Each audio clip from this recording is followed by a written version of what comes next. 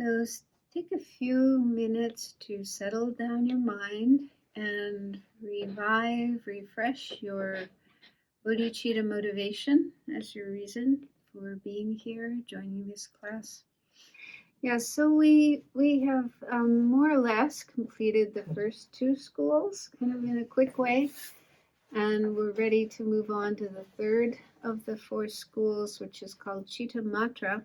And before we get into that, there were a couple of questions that Venerable Lumsel sent to me, and I thought, the answers might be helpful for others as well. So I thought to, share the answers with everyone. So one question was going back to the Sautrantika, who say that ultimate truths are impermanent phenomena because they ultimately perform a function. So she says, I know that Prasangika would not agree with this because according to Prasangika, impermanent phenomena are conventional truths, not ultimate truths. But wouldn't they agree that impermanent phenomena are parts of continuums that function to produce the next moment? So yes, as far as I understand, the Prasangika would agree that impermanent phenomena produce the next moment, and they're functioning things. So they agree with that presentation. Impermanent phenomena are functioning things. They change moment by moment, and one moment gives rise to the next moment. And I think that came up recently in the Samsara Nirvana Buddha nature teachings, because if you were to say that one moment of an object ceases and then utterly ceases and goes out of existence and doesn't produce the next moment, then that's nihilism. That's the nihilistic view. So Prasangika would not agree with that. So definitely one moment of a phenomena, impermanent phenomena, ceases and gives rise to the next moment. So there's this continuum of moments of impermanent phenomena like tables and chairs and bodies and minds and so on. So definitely Prasangika would agree with that, but they wouldn't agree with the term ultimately. The Sautrantika say impermanent things ultimately perform a function. I'm not sure what they mean by ultimately, but for Prasangika, ultimately is the same as inherently. Ultimately means inherently, from its own side, independently. So definitely Prasangika would not agree with that. Second question was, would you explain the Prasangika refutation of the Sautrantika position that the continuum of the body and the mind is the illustration of the person? I found this idea quite appealing. And if we think about the subtle wind-mind complex that goes from life to life, that's explained in Tantra, isn't this a form of the continuum of the body and mind that is an illustration of the person? Or is it that this subtle wind-mind complex is the basis on which the person is designated? So, yeah, my understanding was that according to Prasangika, they say that if you point to anything in the body or the mind, any individual phenomena or the whole continuum of, body and mind, anything you point to and say that is the person, then you are asserting inherent existence. Yeah, that's one meaning of inherent existence. If you can look for something within the parts that make it up, and you can find something you can point to and say, that's it there, then that's inherent existence. You're asserting inherent existence. So all the other Buddhist schools, they kind of search within the body, mind, and they find something. They point to something and say, that's the person. So for some, it's the mental consciousness. For some, it's the collection of the aggregates. For some, it's the continuum of the aggregates. But from the Prasangika point of view, they're all affirming inherent existence, if you do that. And they say that the body, the mind, and the collection of the body and mind and all the parts of the body and mind. These are the bases of designation of the person, the basis on which person is designated. And the basis of designation and the designated object can't be the same. They cannot be the same. So, yeah. And also, I was reading, I found something in volume 8 about this. And, Chandrakirti has this sevenfold reasoning to refute inherent existence. And he first applies it to a chariot or a car, and then to the person, to a person. And out of these 7 points, the 6th point is about the collection. And that's a very appealing idea. You tend to think, okay, yeah, none of the individual parts of my body and mind is me, but the whole collection, the totality, this whole mass of parts of body and mind, that's me. So that's kind of a hard one. But he refutes that because, again, the collection of parts of the body and mind, that's the basis of designation for the I. So it can't be the I. It has to be different than that. But then there's also other kind of absurd consequences. Like if you look through all the parts of the body and the mind and you can't find any of them that's the self or the I, that means all the parts of the body and the mind are not self. They're non-selves, non-persons. And so then if you think, oh, you can put together a whole bunch of non-persons and call it a person. That would be like saying take a big whole box of oranges, a whole box of oranges, and call it an apple. None of the oranges individually is an apple. So how can a whole bunch of oranges put together be an apple? So that would be like saying, taking a whole bunch of phenomena, physical phenomena, mental phenomena, none of which is a person or a self, and you put all those things together and you say that's a self. So that would be one way of thinking to refute the idea of the collection of body and mind being the self. So usually it takes a while to think about this to get it.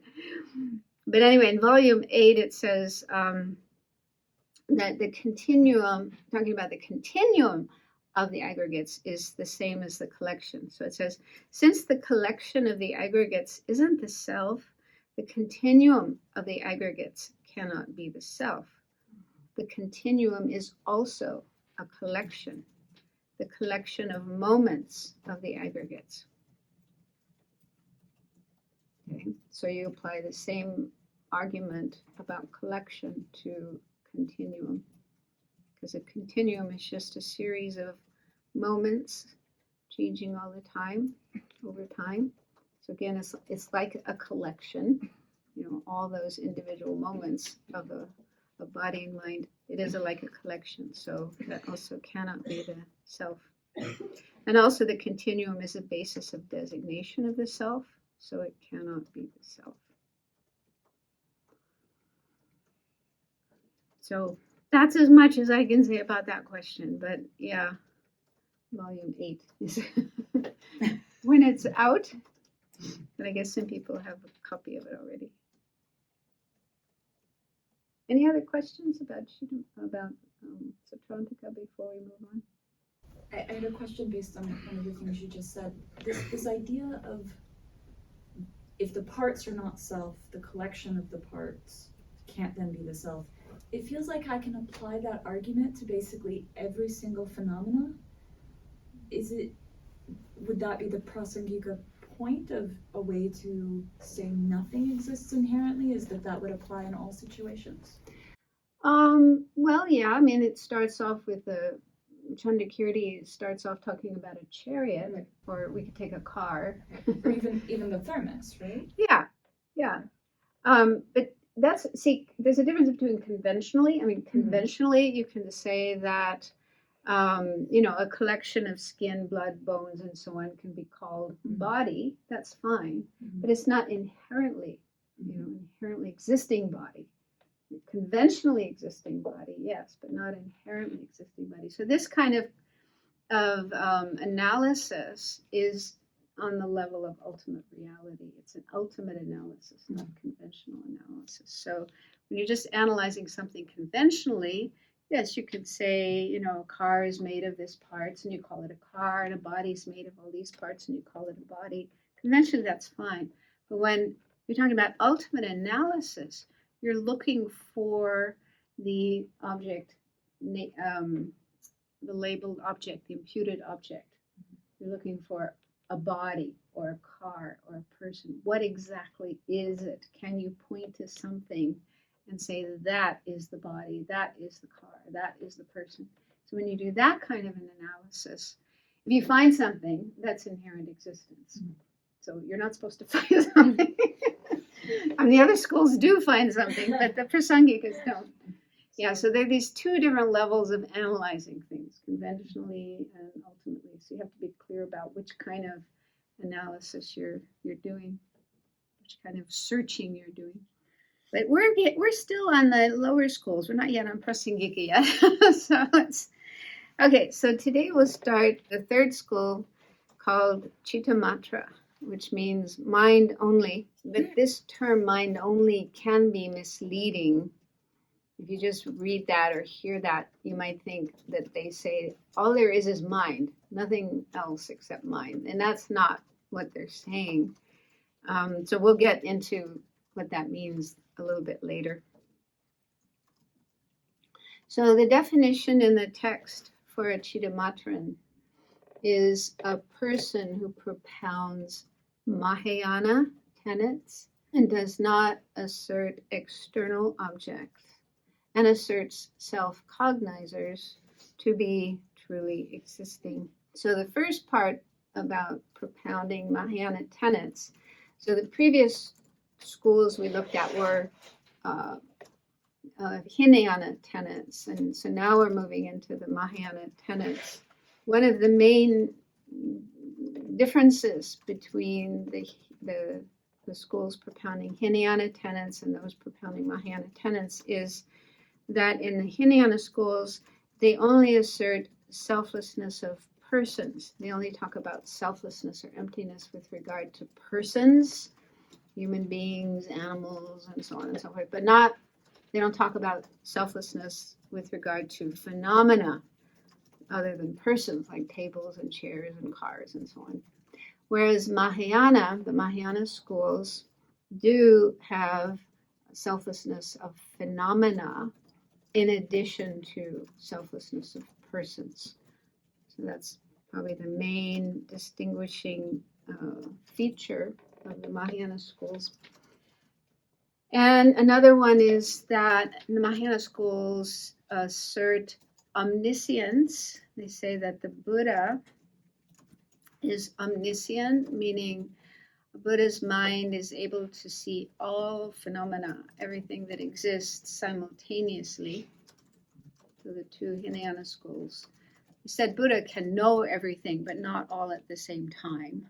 But yeah, in the Mahayana schools, they say Buddha does know everything at the same time, each moment. And they also assert obscurations that prevent omniscience, whereas the other two schools didn't. They only asserted mainly afflictive obscurations. And also Buddha nature. So the Mahayana schools say all sentient beings have the potential to become Buddha, to reach enlightenment. That was not something the Hinayana school said. And then the second phrase says, does not assert external objects. So this is the main distinguishing feature of Cittamatra. The meaning of external objects, I did talk about it before, but just to remind you, the way we see things, ordinary beings like us, things appear as if they exist out there, external to the mind, independent of the mind. So when we see a car, for example, it seems to be out there and doesn't have anything to do with our mind. It's just out there waiting for us to come along and see it, and get in and drive it, and so on. That's how things appear. Everything appears like it's out there, external, not related to the mind. And this appearance of external existence is false. It's mistaken. It's an illusion. So, according to them, when we see an object like a car, the appearance of the car is actually coming from our mind. So what happens is, in our mind, there are all these seeds or imprints from our past experiences. And so one of those imprints is arising, ripening, and it causes the appearance of the car and the eye consciousness perceiving the car, seeing the car. So those two things, object and subject, car and perceiver, arise simultaneously from the same cause, this seed or imprint on the mind. That's the reality. That's how things exist. Everything we see is just like a projection, you might say, coming from our mind, the ripening of a seed in our mind.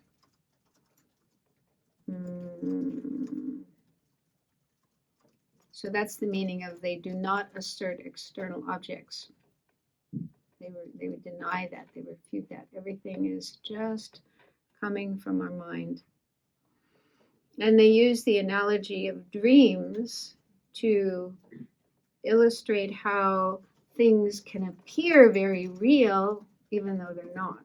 Because when we're asleep and having dreams, to our dreaming mind, all the things that appear, the people and the animals and the places and so on and so forth, they all appear very real, like they're existing out there.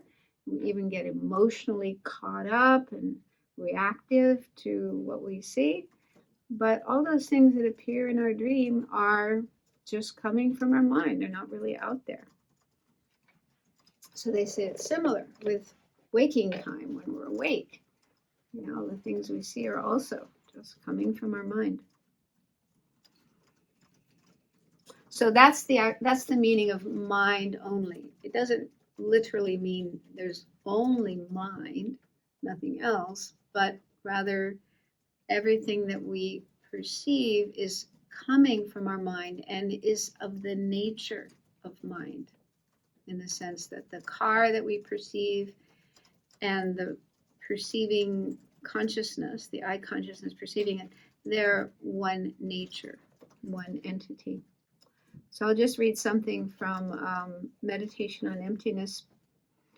Cittamatra and one of the sub-schools of Madhyamaka, the Yogacara Sautrantika Madhyamaka, are the only Buddhist schools that deny external objects. All the other schools say that an object of a sense consciousness, like a car, is an entity external to the perceiving consciousness.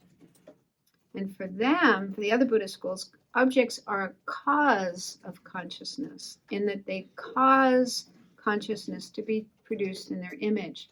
So they are the cause for the arising of a perception, a mind that's perceiving it. And causes must exist before their effects, right? Cause has to come first and then the effect, not simultaneously or afterward, because nothing can affect an already existent entity in that very moment. Thus, because of the cause and effect relationship of object and sense consciousness, and because causally related things must be different entities, the other schools assert that object and subject are different entities or different natures. The Cittamatrans disagree, saying that Buddha taught that a sense consciousness perceives a present object. So there must be some sutra somewhere where the Buddha said that. Whereas if object and subject were cause and effect, then since a cause has ceased, when its effect exists, a sense consciousness would be perceiving a past object. The object is there one moment before the visual consciousness seeing it, right? So you're actually seeing an object that's already ceased, that's already passed. So the non-Cittamatran schools must accept that an object of a sense consciousness exists one instant prior to its apprehender. But they say that the object is present in that there is no moment intervening between the object moment and the perceiver moment. So that's how they get around this. Oh, it's present because, it's just one tiny instant before. It's still present. So that's how they, explain what the Buddha said. The Cittamatrans, however, are able to uphold the Buddha's teachings on this point without any qualifications. For them, object and subject exist simultaneously. A seed or imprint is activated, the seed in the mind, and simultaneously produces both an object and a cognizing subject, much as in a dream.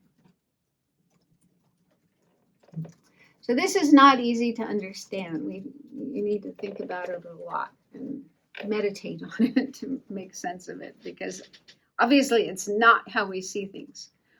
It's not the way in which things appear to us. And so we sentient beings, according to this school, sentient beings, unenlightened beings, are caught up in this ignorance, thinking that there are external objects. Everything we perceive is external to our mind, independent of our mind. And this is an ignorance. And this is the main ignorance that has to be overcome in order to reach enlightenment. Not to be free of samsara. To be free of samsara, all you have to do is realize that selflessness of persons. Okay, we'll get to that later. But if you want to become enlightened, like bodhisattvas, the bodhisattvas want to reach enlightenment. So they have to meditate on this and they have to realize this in order to reach enlightenment. This is the main ignorance preventing enlightenment. So we'll be talking about this more as we go along. Hopefully it'll get more clear. The last part of the definition says they assert self-cognizers to be truly existent. So we heard about self-cognizers before with the Sautrantikas. Last school we looked at, that's a kind of mind or kind of consciousness that sees consciousness itself. So when we are looking at something, we're seeing something out there, there's another consciousness that's happening at the same time and looking at the consciousness itself. There's an eye consciousness seeing the car, and then there's a self-cognizer seeing that eye consciousness. So the other schools like Prasangika don't agree with that, but Sautrantika and Cittamatra do. They assert this. And the thing about truly existent, we'll get into that later, what they say is truly existent. But they say mind, all minds, and in fact, all impermanent phenomena, and also emptinesses are truly existent. But we'll look at that later and what is the meaning of truly existent. And then there's some synonyms, other terms or names for the school, Cittamatra, Vijnaptivada, which means proponents of cognition, and also Yogacara, which means practitioner of yoga, meaning not physical yoga, but mental yoga. So they put a lot of emphasis on meditation, mental yogic practices.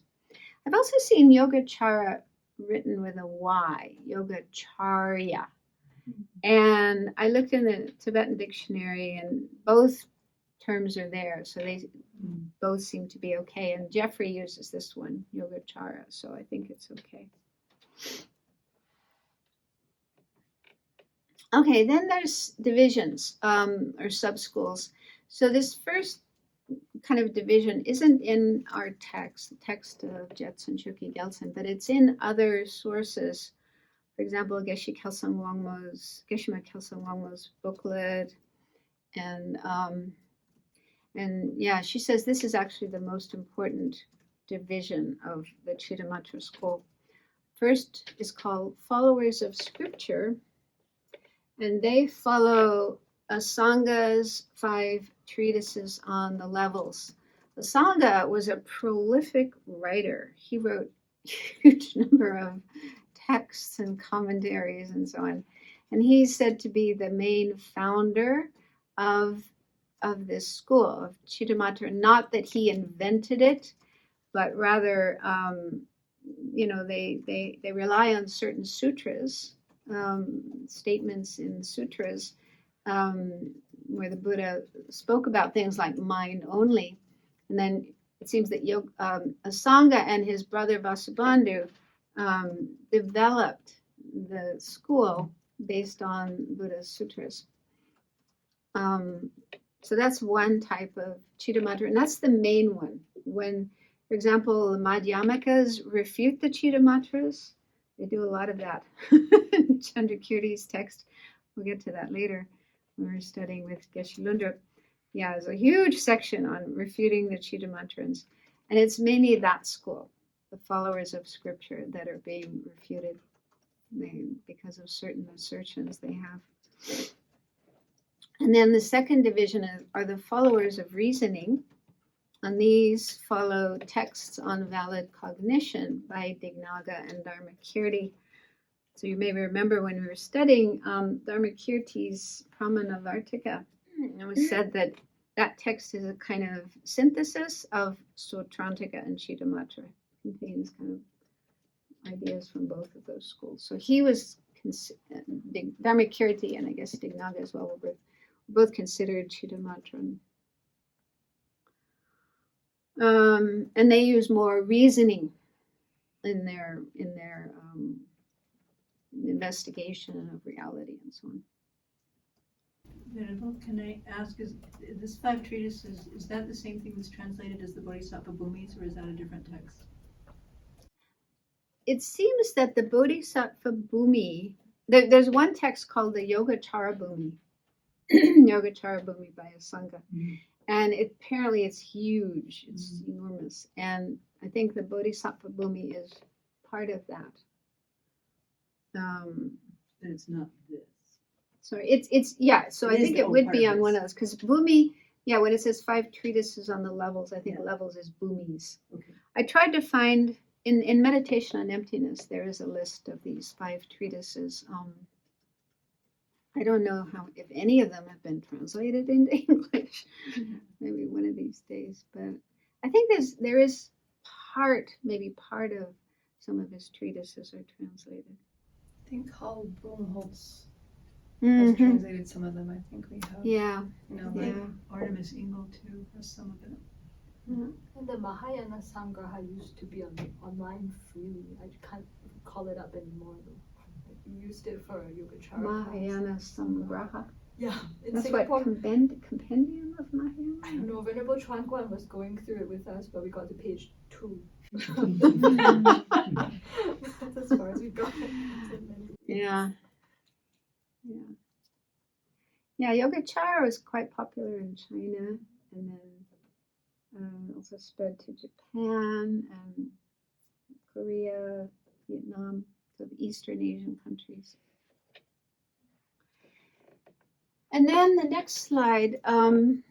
Okay, so more divisions. So these are in the text of Jetsun Chokyi Gyaltsen, but Geshe-ma Kelsang Wangbo in her booklet said that these divisions are not the most important ones.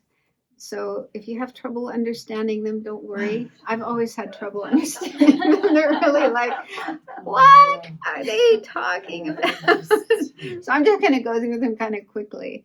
2 divisions, the true aspect Cittamatrans and the false aspect Cittamatrans, and then each of those has further subdivisions. So it seems that the difference between these two groups, the true aspect and the false aspect, lies in something that they say about perception, an ordinary being's direct perception. So when we see a form, for example, a table or a car, it appears like a gross object. And Geshe-Jamba Tekshok in his commentary said the meaning of gross is that it appears to hold its own position. So what I think of when I read that, I think it means it just seems to take up space, maybe.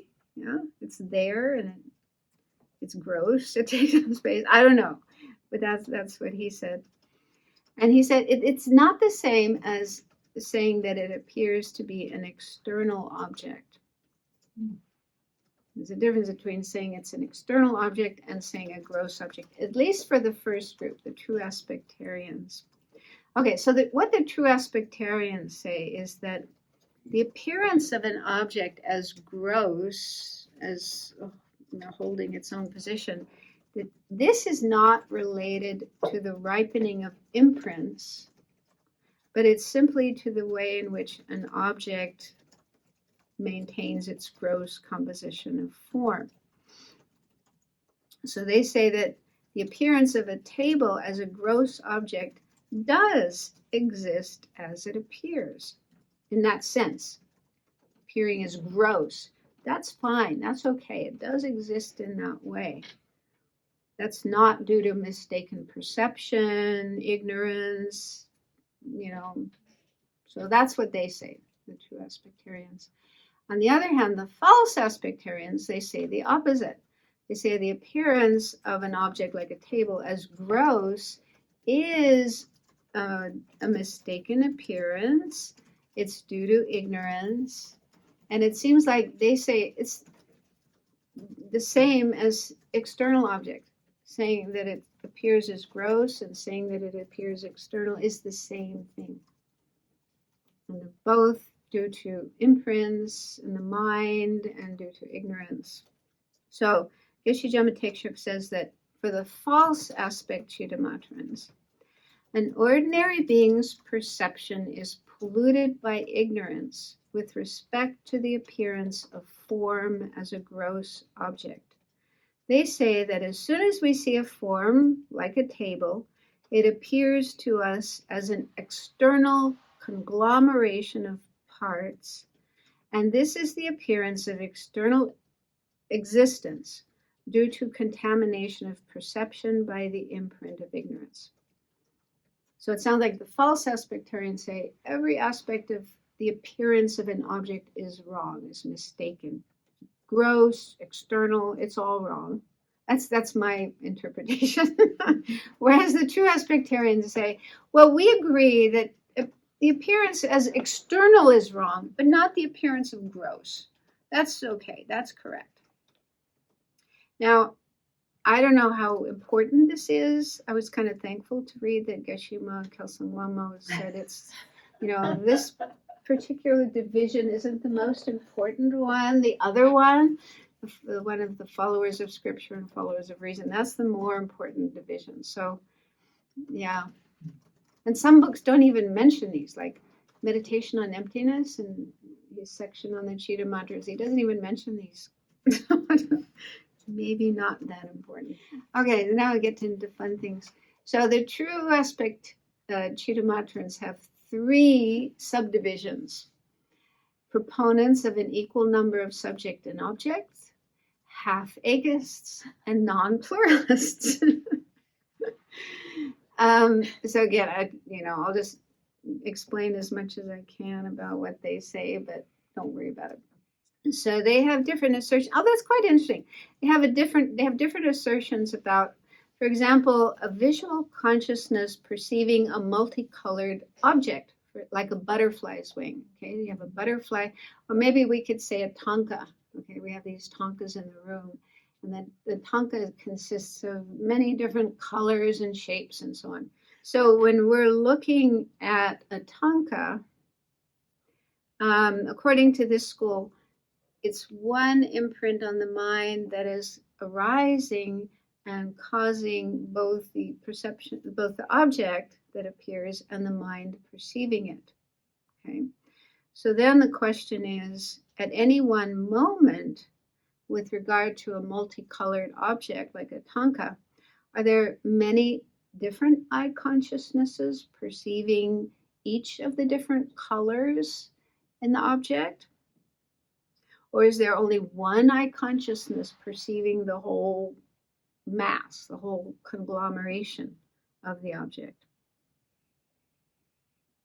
So that's the question. And these different schools have different answers. The first one, proponents of an equal number of subjects and objects, they say that there's an aspect of each individual color coming from the object, and then there's an individual consciousness for each color. So equal number of objects and subjects. That's their view. The half-agists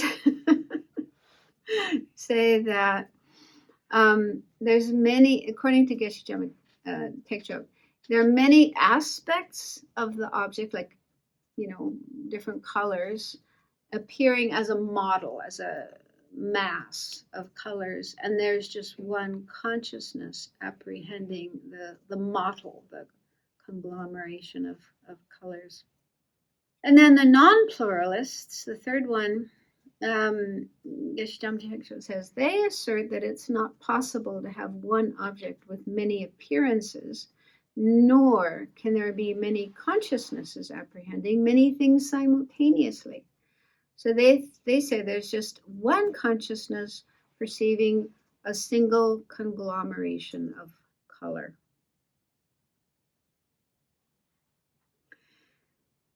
So again, like I said, don't worry about this. And in fact, Geshe Zopa, in the book Cutting Through Appearances, he says different Tibetan scholars also interpret these three differently. Like, what are these three subdivisions actually saying? So different Tibetan scholars have different answers to that. So it gets really complicated. And if you're really interested in it, you can read that book, Cutting Through Appearances, page 253 to 258, 5 whole pages going into these different. Yeah, it's an interesting question, and I can imagine that on the debating grounds, you could get into some really fun debates with all of these, but we don't have the time to do that. And then the false aspectarian Cittamatrans have two divisions, which are called tainted and non-tainted. And again, Geshe Zopa says there's different interpretations of what they say.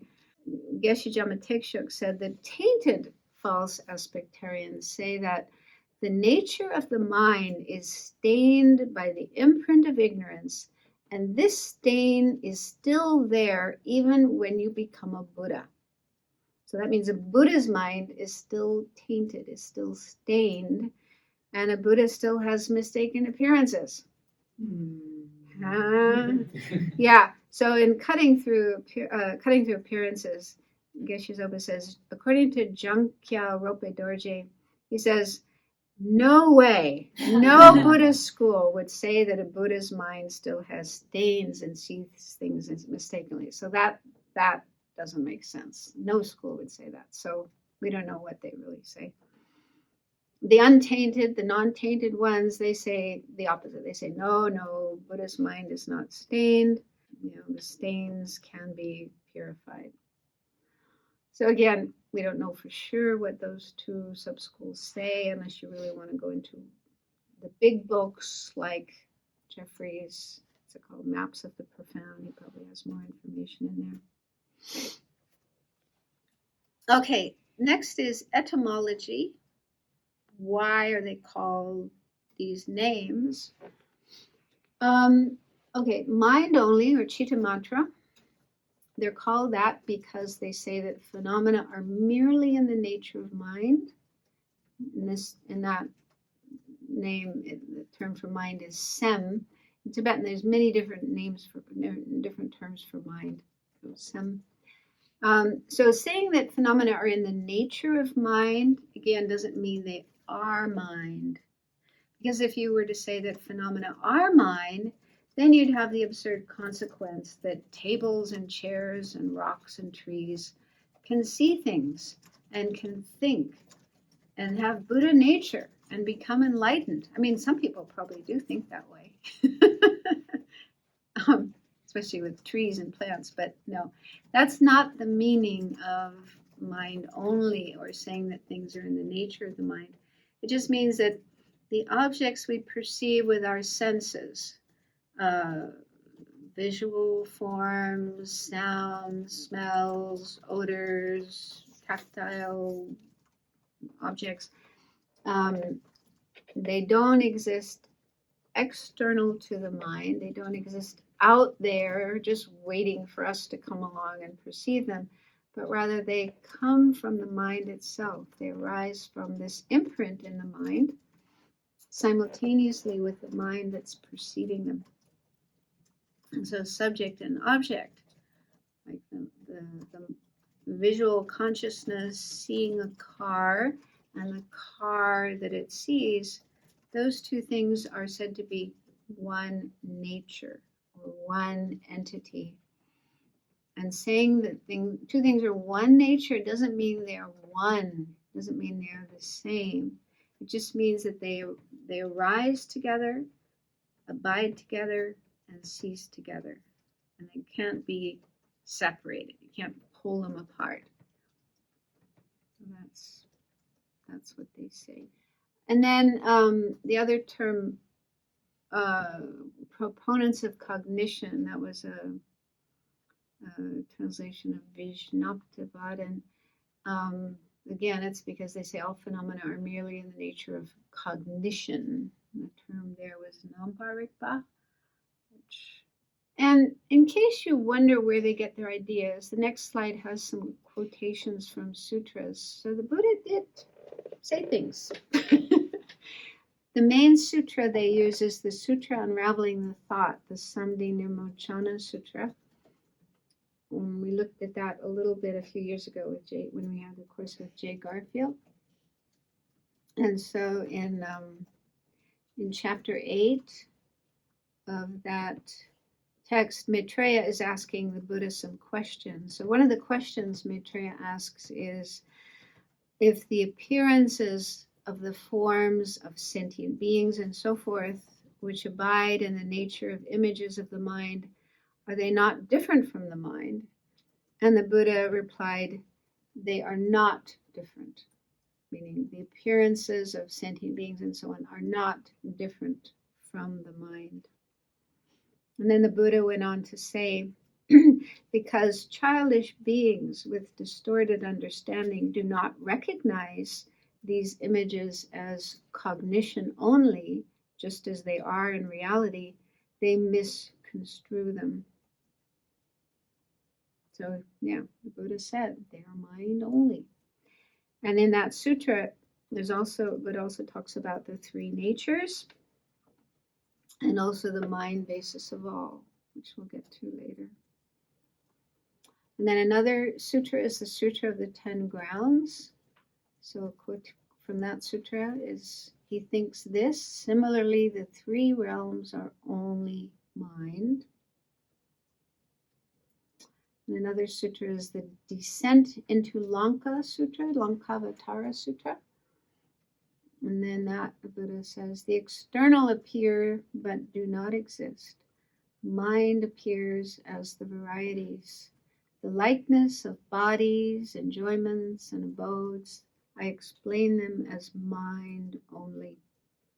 So these quotes, some of these quotes actually come up in Chandrakirti's Madhyamagavatara, where they were refuted. At least the Cittamatra interpretation is refuted. And according to Madhyamaka, when the Buddha said these things, it was meant for people who have strong attachment to things like bodies and enjoyments and abodes and who have really, really, really strong attachment, very difficult to give up their attachment. And so Buddha gave this kind of teaching to help them overcome their attachment. And then gradually their mind would become more pure and they would be able to be ready for, the real explanation of things. Madhyamik view. So it's just kind of provisional teachings to help those with strong attachment. So anyway, based on these kind of quotations from Sutra, Asanga and Vasubandhu and other Indian masters formulated this this school, the Cittamatra Yogacara school. Okay, so now next is the object, how they assert objects. And starting with the two truths. So with all the other schools, we've also seen how they explain the two truths. So it says objects of knowledge are divided into ultimate truths and conventional truths. So what that means is object of knowledge is another way of saying phenomena or existent, meaning whatever exists, everything that exists is either an ultimate truth or conventional truth. So the definition of an ultimate truth is that which is realized by a valid direct perceiver that directly realizes it by means of the vanishing of dualistic appearances. So this definition is almost identical. Maybe it is identical to the one we got in the Wednesday class. When we're going through the 70 topics. The Yogacaras, Sautrantika, Madhyamika. A few weeks ago, we looked at their definitions of the two truths, and it's exactly the same. So what this means is ultimate truths are emptinesses and selflessness of a person, selflessness of phenomena. Those are the things that are ultimate truths. And when an ultimate truth is directly perceived, and the only kind of mind that can directly perceive an ultimate truth is an Arya's yogic direct perceiver.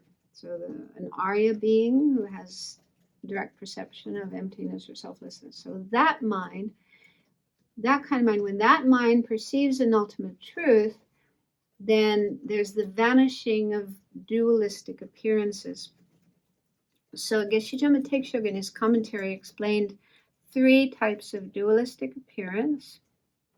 One is the appearance of separate subject and object. And I think that's probably referring to how normally, for ordinary beings, there seems to be a separation of subject and object. There's a subject over here perceiving an object over there that seems to be external, independent, of a different nature than the mind. So that kind of appearance of subject and object being separate and cut off and not one nature. That's the main kind of dualistic appearance according to this school, a false appearance, an illusory appearance. So when you have a direct realization of emptiness or ultimate truth, that vanishes. You no longer have that sense of separate subject and object. Another kind of dualistic appearance is the appearance of a mental image or a conceptual image.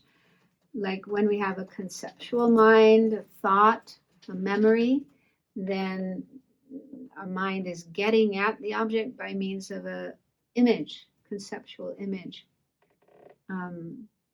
And so that's also a kind of dualistic appearance, and that vanishes when you have the direct realization of an ultimate truth. So none of those type of dualistic appearances appear when an Arya is in meditative equipoise, directly realizing an ultimate truth, selflessness. And then there's other terms, synonyms of ultimate truth. Ultimate truth, reality. So reality is chuni, or dharmata in Sanskrit. And then element of qualities is Dharma Dhatu. You probably heard that term, Dharma Dhatu. Chuying in Tibetan. So that's how it's translated here. And then final mode of subsistence, Neluk Tartuk in Tibetan. I don't know Sanskrit term for that. Final mode of existence. And it doesn't mention emptiness as a synonym, but I think it is. I think, yeah, emptiness would also be a synonym of ultimate truth.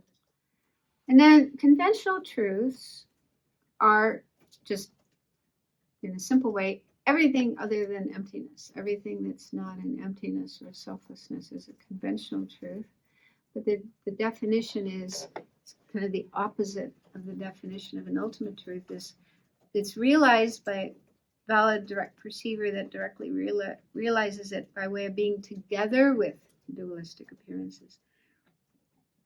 So when we have a valid direct perceiver perceiving a conventional truth, then there are dualistic appearances. Mainly the appearance of separate subject and object. There's a subject over here and the object over there, and they're completely separate and cut off and independent of each other, not the same nature. That's the main dualistic appearance that this school is concerned about. So in brief, ultimate truths are emptinesses, and conventional truths are everything else. And in the text we're going through, Jetsun Chokyi Gyaltsen's text, he doesn't really give much explanation about the three natures. So I've put on the next slide the explanation of the three natures. So this is a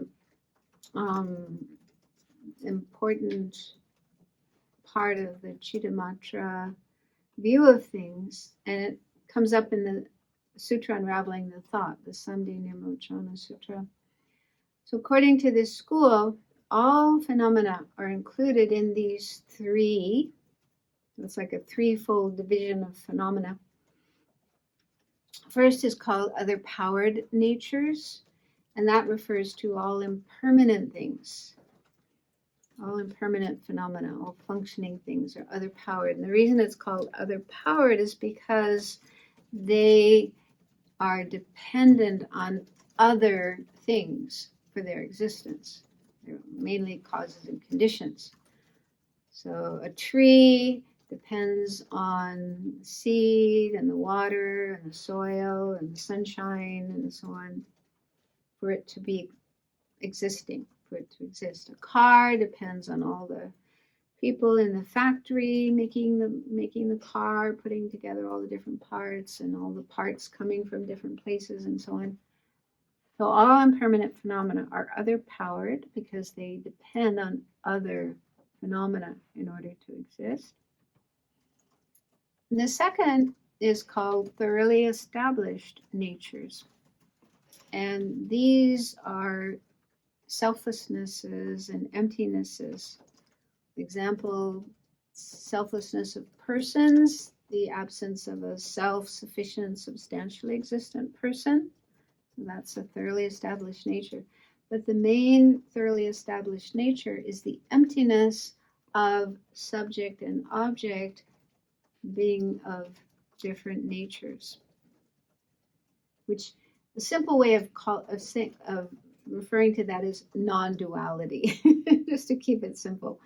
Non-duality. But you do have to understand what they mean by non-duality, because non-duality means other things in other schools. But Cittamatra non-duality means there's no duality between subject and object. Subject and object are one nature. They rise from the same seed, the same imprint on the mind.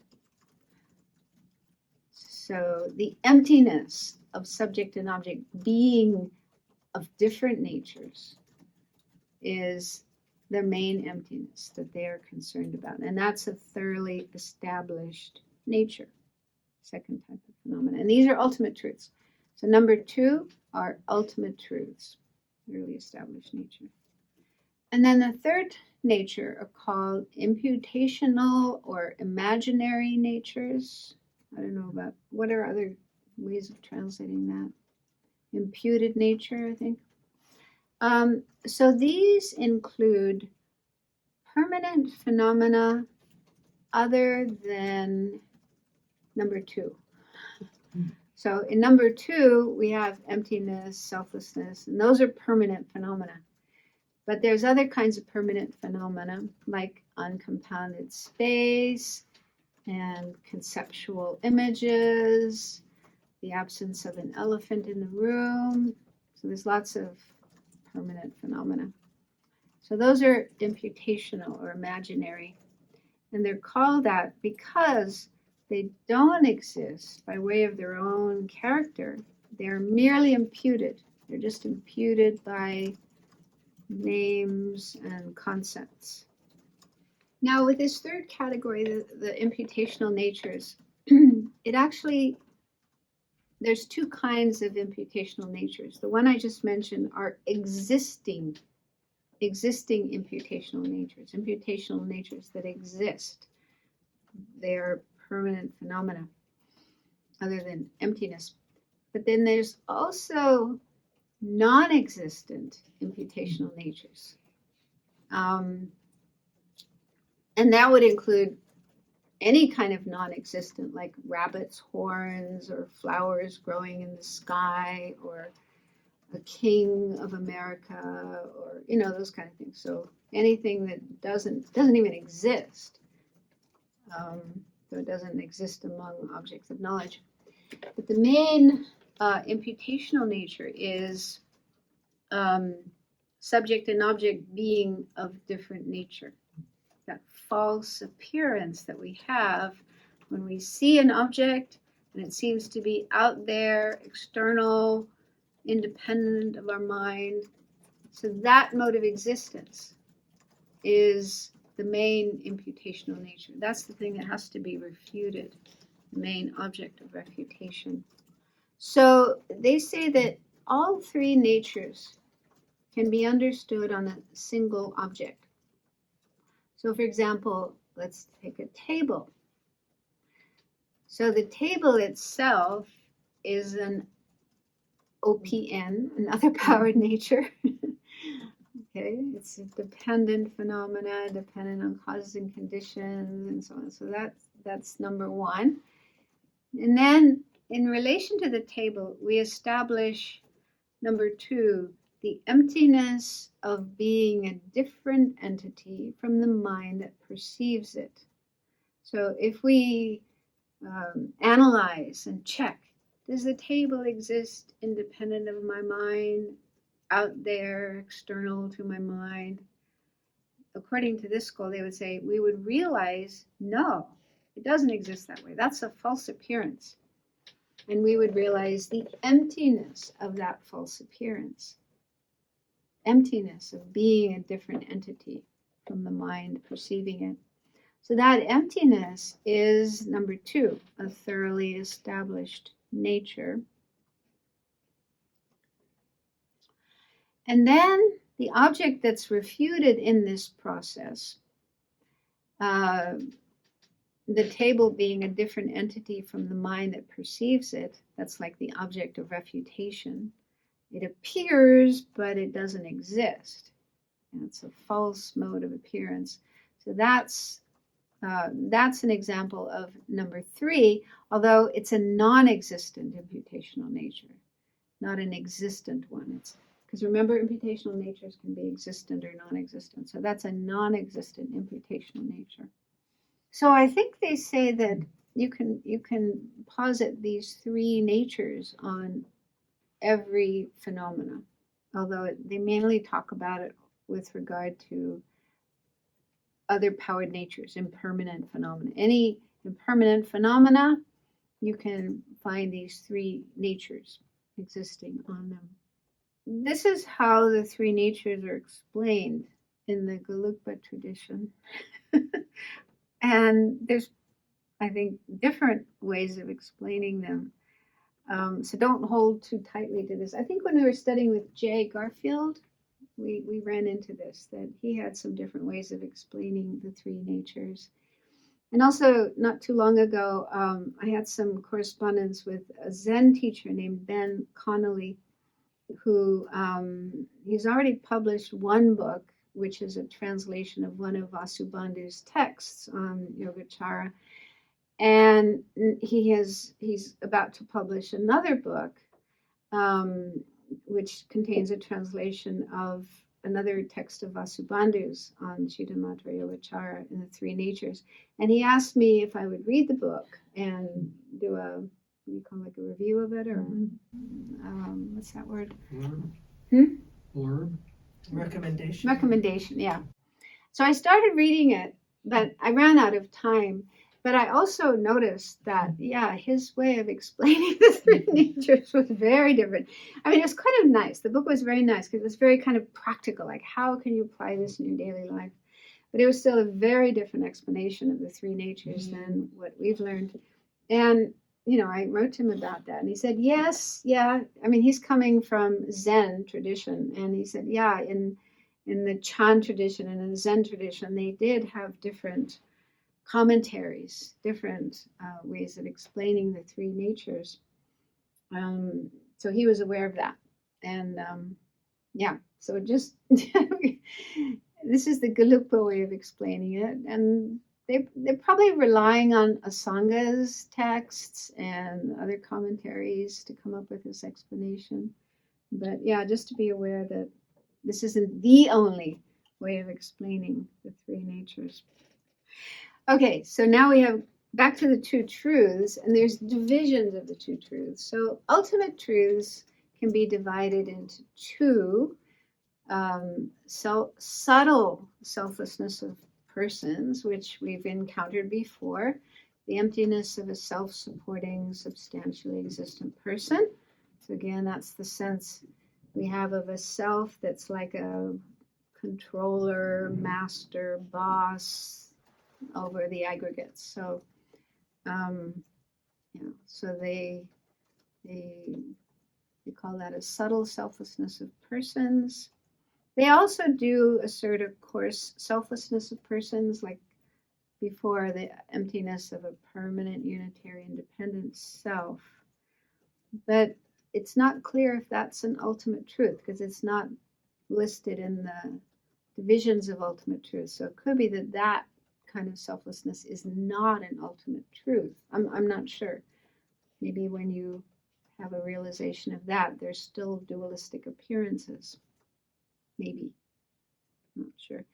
But anyway, I mentioned before, according to Chittamatrans, in order to get out of samsara, to get to nirvana, liberation, you only need to realize this first type of selflessness of persons.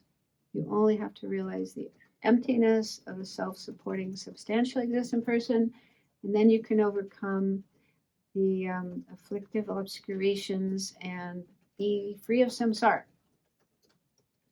But bodhisattvas want to do more than that. They want to go all the way to Buddhahood. So in order to reach Buddhahood, then it's necessary to realize this second type of selflessness, the subtle selflessness of phenomena. Subtle selflessness of phenomena. So that covers all phenomena other than persons. And there's two examples of this. The first is the emptiness of a form and the mind apprehending it being different natures. So that's what we've already looked at. Like when we see a table, the table that we perceive and the perception, the eye consciousness perceiving it, those are not different natures or different entities, because they both arise simultaneously from the same cause, the seed in the mind. So realizing that emptiness of them being different natures, that's one type of subtle selflessness of phenomena. And then the second example is emptiness of a form existing by way of its own characteristics as a base for the term form. Have you heard of this one before? Yeah.